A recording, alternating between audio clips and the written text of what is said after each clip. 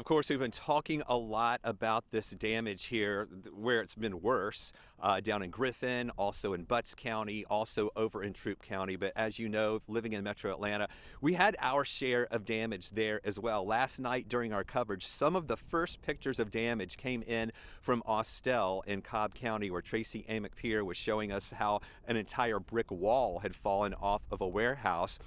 Tonight, Liza Lucas shows us about additional homes, more than 20 homes damaged in Cobb County.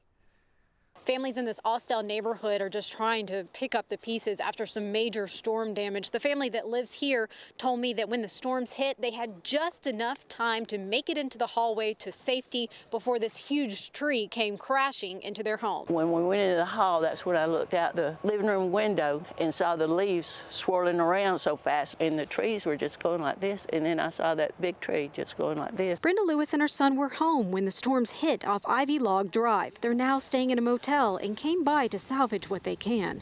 This sweater that I've got on, that's all I had. I couldn't grab a jacket or couldn't even get any clothes. Brenda just grateful she was awake at the time.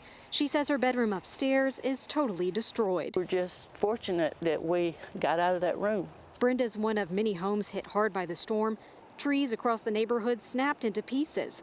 Tarps now drape over houses. Victoria Waterman lives a few streets over. A downed tree blocks her front door, but she says she's grateful, knowing some of her neighbors have it much worse. I'm grateful that it wasn't more damage. I think we're pretty fortunate, around here that no one, got injured. Cleanup could be a long road for some families. The family that lives here told me a tree hit their house also in 2015, and they were out of their home for 6 months. In Cobb County, I'm Liza Lucas, sending it back to you.